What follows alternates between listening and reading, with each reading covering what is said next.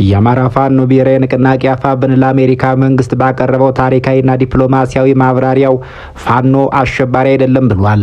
በዘመነ ካሴ የሚመራው የአማራ ፋኖ ብሔራዊ ንቅናቄ አፋብን የአሜሪካው የኢሚግሬሽንና የጉምሩክ ማስከበሪያ አይሲኢ በቅርቡ ፋኖን አስመልክቶ ለተጠቀመው የተሳሳተ አገላለጽ ጠንከር ያለ በህግ የተደገፈ ዲፕሎማሲያዊ ምላሽ ሰጥቷል። ምላሹም በታሪክ ለመጀመሪያ ጊዜ በከፍተኛ የዲፕሎማሲ ደረጃ የተከናወነ ተግባር ፋኖ ለህልውና የሚያደርገውን ተጋድሎ ባለም አቀፍ መድረክ በህግና በእውቀት ለመከላከል የተነሳ መሆኑን የሚያሳይ ትልቅ ድል ተደርጎ ተወስዷል። አፋብን ለአሜሪካው የአይሲኢ ተጠባባቂ ዳይሬክተር ቶድ ኤም ሊዮንስ በላከው ደብዳቤው ደረጃ 3 የሽብር ቡድን ወይም ታየር 3 የሚለውን ቃል የዩናይትድ ስቴትስ መንግስት አንድን ድርጅት በይፋ አሸባሪ ብሎ የሚፈርጅበት ሳይሆን ለኢሚግሬሽን ክትትል ብቻ የሚውል የህግ ጽንሰ ሀሳብ መሆኑን በዝርዝር አስረድቷል። አፋብን በደብዳቤው ፋኖ በየትኛውም የአሜሪካ ይፋ የሽብርተኝነት መዝገብ ማለትም ኤፍቲኦ ወይም ኤስዲጂቲ ውስጥ አለመኖሩን በማስረዳት የአይሲኢን አገላለጽ ተቃውሟል። ደብዳቤው ፋኖ የሀገር ሉዓላዊነትን የሚያስከብር ማህበረሰቡን ከጥቃት የሚከላከልና ዓለም አቀፍ ሰብአዊ መብት ህግጋትን ላብነትም የጄኔቫ ስምምነትን አክብሮ የሚንቀሳቀስ የህዝብ ልጅ መሆኑን ለዋሽንግተን ባለስልጣናት በግልጽ አስገንዝቧል። ይህ ደብዳቤ ለአይሲኢ ዳይሬክተር ብቻም ሳይሆን ለአሜሪካ የውጭ ጉዳይ መስሪያ ቤት ስቴት ዲፓርትመንትና ለታዋቂ የሴኔቱ አባላት እንደ ሴናተር ራንድ ፖልና ጂም ሪሽ ላሉ በግልባጭ እንዲደርስ ተደርጓል። ይህም ጉዳዩ ከፍ ባለ የፖለቲካ መድረክ ትኩረት እንዲያገኝ አድርጎታል። አፋብን የአሜሪካ መንግስት በህዝብ ግንኙነት መረጃዎች ላይ ጥንቃቄ እንዲያደርግና የተዛባ ግንኙነት የሚፈጥሩ አገላለጾችን እንዲያስተካክል በአክብሮት ጠይቋል። ይህም በዲያስፖራና በኢትዮጵያ ውስጥ ባለው ህዝብ ዘንድ ሊፈጥር የሚችለውን ግራ መጋባት ለመቅረፍ ትልቅ አስተዋጽኦ ይኖረዋል ተብሏል። ይህ የአፋብን እርምጃ የአማራ ህዝብ ትግል መሬት ላይ ካለው ወታደራዊ እንቅስቃሴም ባለፈ በዓለም አቀፍ የህግና የዲፕሎማሲ መድረክን ብቁ መሪዎችና ተከራካሪዎች እንዳሉት ያረጋገጠ ወርቃማ ስኬት እንደሆነ እየተነገረለት ነው። ደብዳቤው ፋኖን በዓለም ፊት በክብር የሚያቆም እንጂ የሚፈርጅ አለመሆኑን በማስገንዘቡ ረገድም ትልቅ የታሪክ ምዕራፍ ከፍቷል ተብሎለታል። ለመሆኑ የአሜሪካ መንግስት አንድን የነጻነት ታጋይ ነኝ የሚል ቡድን መቼና እንዴት አሸባሪ ትላለች? እስከ ዝግጅቱ ፍጻሜ አብረውን ሲቆዩ ፋኖ በዚህ ደብዳቤ ያተረፈውን ዲፕሎማሲያዊ በረከትና የተጋረጠበትን ጠንካራ የአሸባሪነት ፍረጃ ነጥብ በነጥብ ይቃኛሉ። በዋሽንግተን ዲሲ እምብርት በጭጋጋማ የፖለቲካ አየር ውስጥ የሰው ልጅ ዕጣ ፈንታ የሚወሰንባቸው ብዕሮች አሉ። እነዚህ ብዕሮች በወረቀት ላይ በሚያሳርፉት ቀለም አንዱን የነጻነት ሻምፒዮን ሌላውን ደግሞ የዓለም ስጋት አድርገው የመሳል መለኮታዊ መሰል ስልጣን አላቸው። ይህ ስልጣን የሚመነጨው ከህግ መጽሐፍት ብቻ ሳይሆን ከአሜሪካ ብሔራዊ ጥቅም ጭምር በመሆኑ በነጻነት ታጋይነትና በአሸባሪነት መካከል ያለው መስመር እንደ ሸረሪት ድር ቀጭንና በቀላሉ የማይታይ ሆኖ ይቆያል። በታሪክ ማህደር ውስጥ ስንዘልቅ ስሞች እንደ ወቅቱ የአየር ሁኔታ ሲቀያየሩ እናስታውሳለን። ዛሬ በአደባባይ የሚወደሱ ጀግኖች ትናንት በዋሽንግተን ጥቁር መዝገብ ውስጥ እየሰፈሩ ደመኞች ነበሩ። ይህ ታሪክ የተገላቢጦሽ የሚያሳየው አንድ ቡድን በዓለም አቀፍ መድረክ የሚሰጠው ስያሜ ከድርጊቱ ይልቅ ድርጊቱ ከአሜሪካ ስትራቴጂካዊ ፍላጎት ጋር ባለው ግጥምጥሞሽ ወይም ቅራኔ እንደሚወሰን ነው። እንደ ፋኖ ያሉ ቡድኖች በዚህ ረቂቅና ግራ የሚያጋባ ዲፕሎማሲ ማብራሪያ ውስጥ ገብተው የሚፈተሹት በዚህ መነጽር ነው። ዘገባው የአሜሪካ መንግስት አንድን ታጋይ ቡድን አሸባሪ ብሎ የሚፈርጅበትን መስፈርት፣ የታሪክ ስህተቶችንና የወደፊት ስትራቴጂካዊ ማሳያዎችን በዝርዝር ይተነትናል። በተጨባጭ መረጃና ማስረጃ የታጀበው ይህ ጉዞ ከዋይት ሀውስ ኮሪደሮች እስከ አፍሪካ ተራሮች ድረስ ያለውን የፖለቲካ ትኩሳት ይቃኛል። በስተመጨረሻም ስያሜዎች የሰው ልጅ ትግል ሊገድቡት ወይስ ሊያጠፉት ይችላሉ የሚለውን መሰረታዊ ጥያቄ ይመልሳልና እስከ ዝግጅታችን ፍጻሜ አብራችሁን ቆዩ።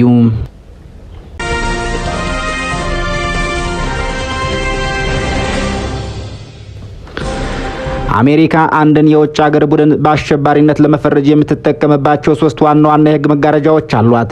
የመጀመሪያውና ትልቁ የውጭ ሀገር የሽብር ድርጅቶች ወይም ፎሬን ቴሮሪስት ኦርጋናይዜሽን ኤፍቲኦ የሚባለው ሲሆን ይህ ስያሜ የሚሰጠው በውጭ ጉዳይ ሚኒስቴር ውሳኔ ነው።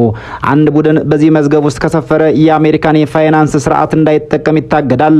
አባላቱ ወደ አሜሪካ እንዳይገቡ ይከለከላሉ። እንዲሁም ለቡድኑ የሚደረግ ማንኛውም ድጋፍ በወንጀል ያስቀጣል። ይህ ስያሜ ለአንድ የፖለቲካ ኃይል የሞት ፍርድ እንደማለት ይቆጠራል። ሁለተኛው መድረክ ልዩ ስያሜ የተሰጣቸው ዓለም አቀፍ አሸባሪዎች ወይም ስፔሻሊ ዲዛይንድ ግሎባል ቴሮሪስት ወይም ኤስዲጂቲ የሚባለው ነው። ይህ መሳሪያ በዋናነት በፕሬዝደንቱ አስፈጻሚ ትዕዛዝ የሚመራ ሲሆን ትኩረቱም የቡድኑን የኢኮኖሚ ደም ስር መቁረጥ ላይ ነው። እዚህ ጋር ስያሜው ከፖለቲካዊ ፍረጃ ይልቅ ወደ ኢኮኖሚያዊ ማነቆ ያዘነብላል። ቡድኑ በዓለም ዙሪያ የሚያንቀሳቅሰው ገንዘብ እንዲታገድ በማድረግ ተዋጊዎቹ መሳሪያና ምግብ እንዳይገዙ በማድረግ ትግሉን ከውስጥ የመበጥበጥ ዓላማ አለው። ሶስተኛው በቅርቡ በኢትዮጵያ ጉዳይ ትኩረት የሳበው ደረጃ 3 ወይም ታይር 3 የተሰኘው የኢሚግሬሽን ህግ ክፍል ነው። ይህ ደግሞ እንደ ኤፍቲኦ ወይም ኤስጂዲቲ በይፋ የሚታወቅ የመንግስት የፍረጃ ዝርዝር የለውም። ይልቁንም አንድ ግለሰብ ወደ አሜሪካ ለመግባት ሲጠይቅ የነበረበት ቡድን ያልተሰየመ አሸባሪ ቡድን ወይም አንዲዝ አይነት ቴሮሪስት ግሩፕ ተብሎ ሊፈረጅ የሚችልበት የዳኝነት ሂደት ነው። ይህ አገላለጽ በዲፕሎማሲያዊ ቋንቋ ግራጫ ቀጠና ተብሎ የሚጠራ ሲሆን አሜሪካ አንድን ቡድን ሙሉ በሙሉ ሳትፈርጅ ግን ደግሞ በጥርጣሬዋን የምትገልጽበት ረቂቅ ዘዴ ነው። የአሜሪካ መንግስትና የፋኖ ደብዳቤ የሚገናኙትም እዚቹ ነጥብ ላይ ነው። በዋሽንግተን የፖለቲካ ሰማይ ስር አንዳንድ ጊዜ ቃላት እንደ መርፌ እየወጉ እንደ ሰይፍ ደግሞ እየቀደዱ ያልፋሉ። በቅርቡ በዩናይትድ ስቴትስ የኢሚግሬሽንና የጉምሩክ ማስከበሪያ ወይም አይሲኢ ማህበራዊ ገጽ ላይ የወጣች አንዲት አረፍተ ነገር በኢትዮጵያ ሰማይ ስር ለህልውና የሚታገለውን ፋኖን ስም ከደረጃ 3 የሽብር ቡድን ጋር አቆራኝታው ነበር። ይህ አገላለጽ ለአንዳንዶች ተራ መረጃ ቢመስልም ለህግ ባለሙያዎችና ለፖለቲካ ተንታኞች ግን በትግሉ መንገዶች ላይ የተደቀነ ትልቅ ዲፕሎማሲያዊ ፈንጂ ነበር። የአማራ ፋኖ ብሔራዊ ንቅናቄ አፋብን ይህንን ፈንጂ ለማምከን የላከው ደብዳቤ የተራቀቀ የህግ እውቀትና የዲፕሎማሲ ብስለት የታየበት የታሪክ ሰነድ ሆኖ ተመዝግቧል። ይህ ደረጃ 3 የተሰኘው የህግ ክፍል በአሜሪካ የኢሚግሬሽንና የዜግነት ህግ አንቀጽ 212 ስር የተሸሸገ ነገር ግን ሰፊ ክንድ ያለው የመፈረጃ መሳሪያ ነው። የአፋብን በደብዳቤው ላይ በግልጽ እንዳሰፈረው ይህ ስያሜ እንደ ውጭ ሀገር የሽብር ድርጅቶች ወይም ኤፍቲኦ ወይም እንደ ልዩ ስያሜ የተሰጣቸው ዓለም አቀፍ አሸባሪዎች ወይም ኤስዲጂቲ በይፋ በመንግስት መዝገቡ ሰፍሮ የሚታወቅ አይደለም። ይልቁንም አፋብን በደብዳቤው በግለሰቦች የኢሚግሬሽን ውሳኔዎች ላይ የሚተገበር የህግ ጽንሰ ሀሳብ እንጂ የዩናይትድ ስቴትስ መንግስት በድርጅቶች ላይ የሚሰጠው መደበኛ ስያሜ አይደለም ሲል የዋሽንግተንን ህግ ሰብሮት ገብቷል። ይህ ድፍረትና እውቀት የቀላቀለ ትንታኔ ፋኖን በደብዛዛው ለመፈረጅ የተዘረጋውን መረብ በጥላቻ ሳይሆን በህግ የበላይነት በጥሶታል። ይህ አገላለጽ በዲፕሎማሲያዊ ቋንቋ ግራጫ ቀጠና ተብሎ የሚጠራው የአሜሪካ አንድን ቡድን በይፋ ሳትፈርጅ ግን ደግሞ ጥርጣሬዋን የምትገልጽበት ረቂቅ ዘዴ ነው። አፋብን ይህንን ረቂቅ ሴራ ሲያጋልጠው ለደረጃ 3 ድርጅቶች የተቀመጠ የተማከለ ወይም በይፋ የሚጠበቅ ዝርዝር ስለሌለው እንዲህ ያሉ አገላለጾች መደበኛ የሽብርተኝነት ስያሜ እንዳለ ተደርጎ ሊተረጎሙ ይችላሉ በማለት የአይሲኤን መረጃ ስህተትነት አሳይቷል። ይህ የንቅናቄው አቋም ዋሽንግተን በቃላት ጨዋታ የምታሳርፈውን ዲፕሎማሲያዊ ጫና ለመቋቋም ትልቅ የሞራል የህግ መከታ ሆኖ አገልግሏል። በዚህም ፋኖን አሸባሪ ከሚል የታሪክ ስህተት ለመታደግና ትክክለኛውን ማንነቱን ለዓለም ለማሳወቅ የተደረገ ታላቅ የዲፕሎማሲ እርምጃ ሆኗል የሚሉት ተበራክተዋል። በደብዳቤው ውስጥ ሌላው ትኩረት የሚስበው ነጥብ ፋኖን ከታሪክና ከዓለም አቀፍ ህግጋት ጋር ያቆራኘበት መንገድ ነው። አፋብን ለአይሲኢ ዳይሬክተር በጻፈው ደብዳቤው ላይ በታሪክ ፋኖ የሚለው ቃል ማህበረሰባችንን የሀገር ሉዓላዊነት በመጠበቅ የሚታወቁ የኢትዮጵያ አርበኞችን ያመላክታል በማለት የቡድኑ ጥንታዊ ቅዱስ መሰረት አስረድቷል። ይህ ብቻ ሳይሆን ቡድኑ በጦርነት ወቅት የሚከተለውን ስነ ምግባር ሲገልጽም ፋኖ እንደ ጄኔቫ ስምምነቶች የጋራ አንቀጽ 3 ያሉ ዓለም አቀፍ ሰብአዊ መብት ህግጋትን የማክበር ግዴታ እንዳለበት ያውቃል ሲል ትግሉ ከሽብርተኝነት የጸዳና በህግ የሚመራ መሆኑን አረጋግጧል።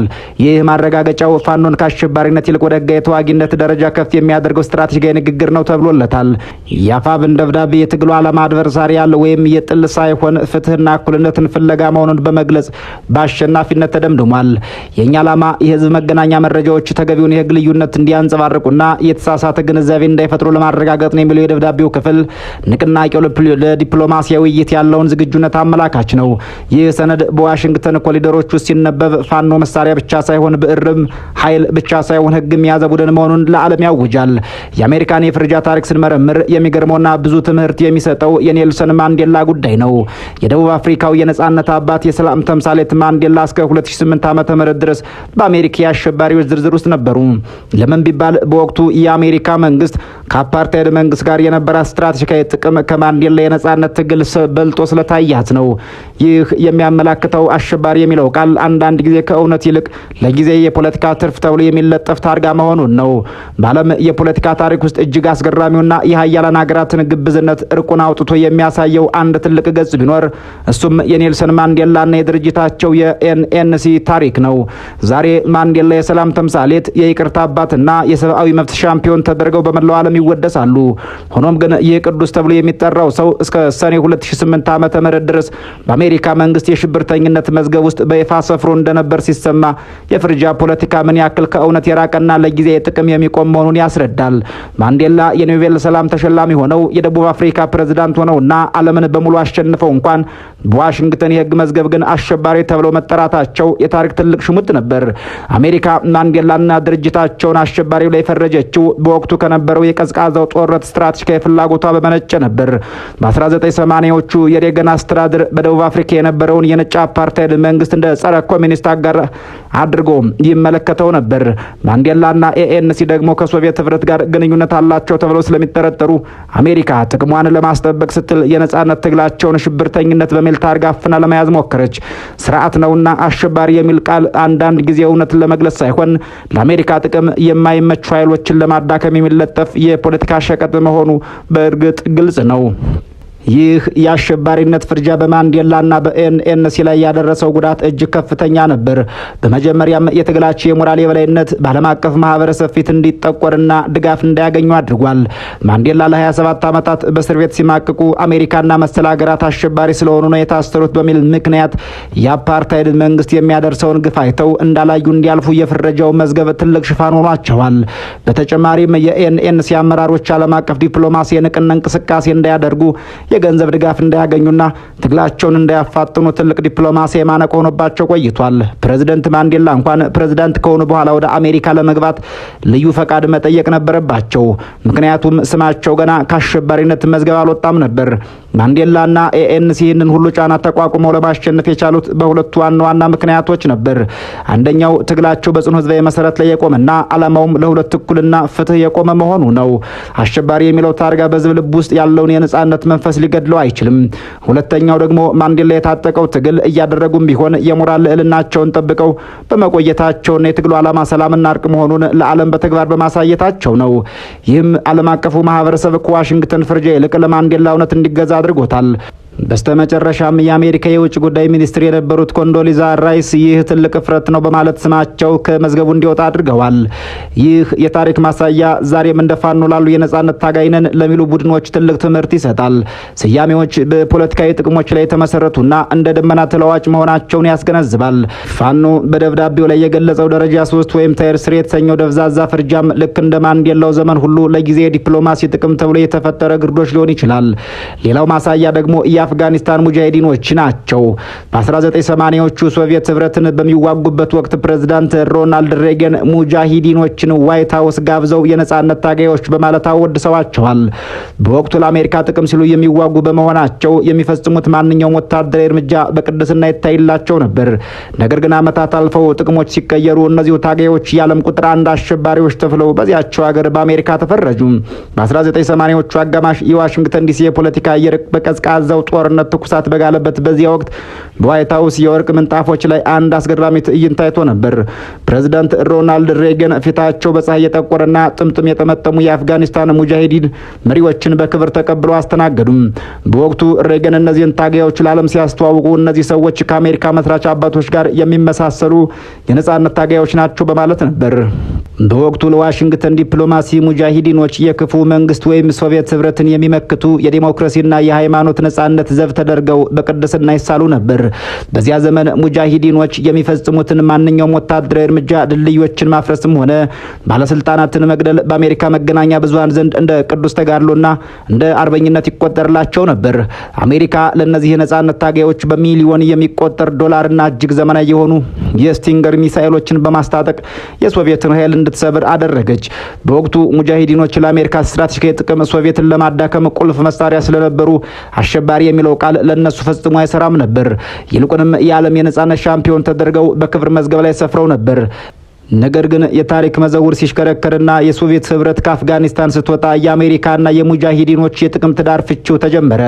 ሶቪየት ከወጣች በኋላ አሜሪካ ፊቷን ወደ ሌላ አቅጣጫ ዞረች። የቀድሞዎቹ የነጻነት ታጋዮች ደግሞ የገዛ ራሳቸውን አጀንዳ ይዘው ወጡ። ጥቅሞች ሲጋጩና የቀድሞዎቹ ወዳጆች የአሜሪካን ጥቅም ስጋት ላይ መጣል ሲጀምሩ ያ በዋይት ሀውስ የተሰጣቸው የመስራች አባቶች አይነት ክብር በአንድ ጀንበር ተገፈፈ። ትናንት ቅዱሳን ተብሎ የተወደሱት ታጋዮች ዛሬ የዓለም ጥቁር ቁጥር አንድ አሸባሪዎች ተብለው በጥቁር መዝገብ ውስጥ እንዲሰፍሩ ተደረገ።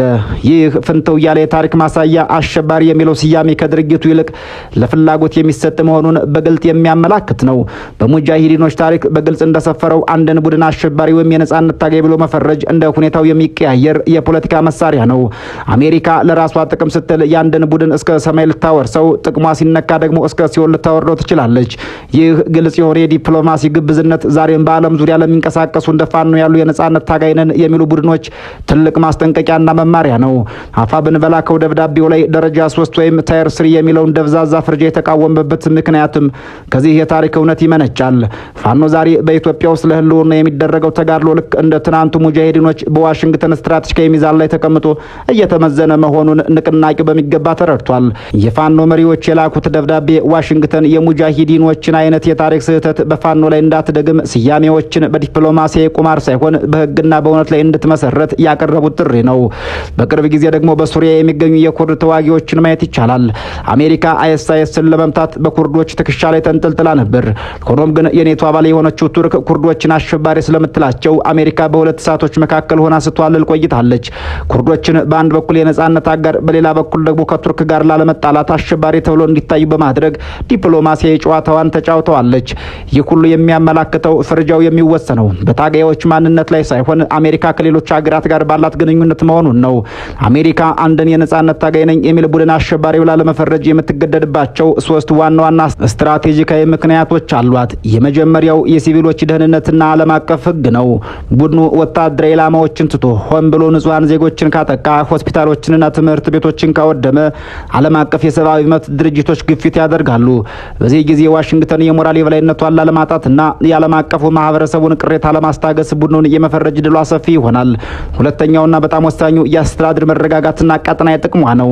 አሜሪካ በአንድ ሀገር ውስጥ ያለውን መንግስት እንደ ስትራቴጂካዊ ወዳጅ የምታየው ከሆነ ያንን መንግስት የሚዋጋን ማንኛውንም ኃይል አሸባሪ ብላ የመጥራት ዝንባሌ አላት። ይህ የሚሆነው መንግስቱ ለአሜሪካ ጥቅም፣ ለምሳሌም ለጸረ ሽብር ዘመቻ፣ ለኢኮኖሚ ግንኙነት አስፈላጊ ሆኖ ሲገኝ ብቻ ነው።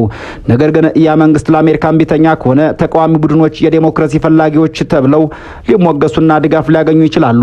ሶስተኛው ምክንያት ዲፕሎማሲያዊ ድርድር ነው። አንዳንድ ጊዜ አሜሪካ አንድን ቡድን እንደ ጫና ማሳደሪያ ትጠቀምበታለች።